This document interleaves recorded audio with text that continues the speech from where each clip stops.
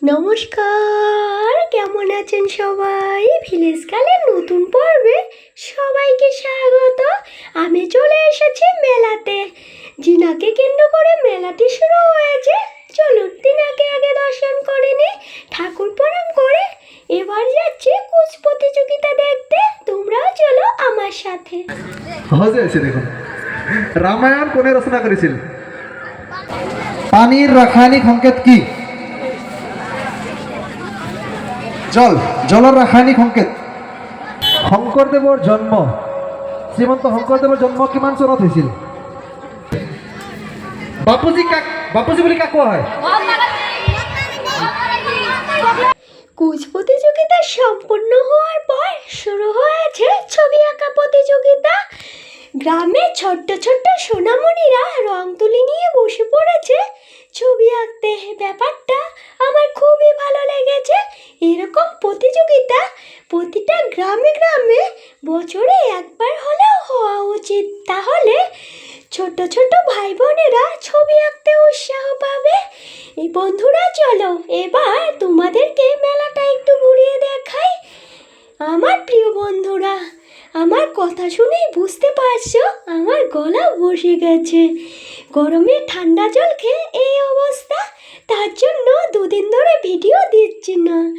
তো একটু মানিয়ে নিয়ে দেখো। তো দেখো, মেলাতে পানের দোকান থেকে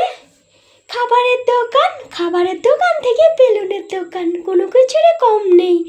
আর এই বেলুন আমাদের মাঝখান থেকে কখনোই হারিয়ে যাবে না। বেলুন ছোটবেলা থেকে দেখে আসছি, যতদিন বাঁচবো দেখেই যাব।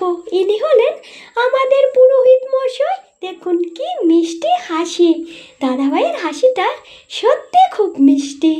তো বিকেলবেলা হয়ে গেছে, কিছুক্ষণ পর সন্ধে হয়ে যাবে। এবার লোকজন আসতে শুরু হয়েছে।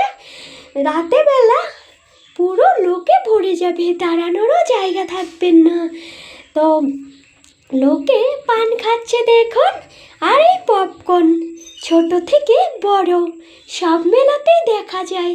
পপকর্ন সবাই কম বেশি ভালোবাসে। এখানে আমাদের গ্রামের গণ্যমান্য ব্যক্তিরা রয়েছে, তিনাদেরকে সম্বোধনা দেওয়া হয়েছে, তারপর কথা বলছে। এখানে দেখুন আমাদের পাশের গ্রামের নাম কীর্তনের দল এসেছে।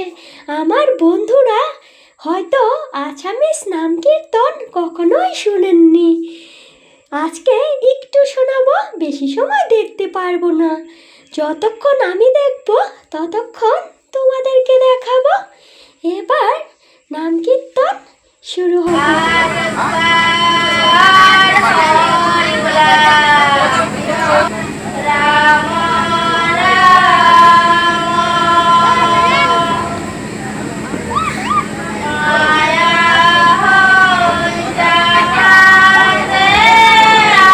নাম কীর্তন শুরু হওয়ার সাথে সাথে আমি বাড়ি চলে যাচ্ছি। এখন এ পর্যন্তই, টাটা সবাইকে।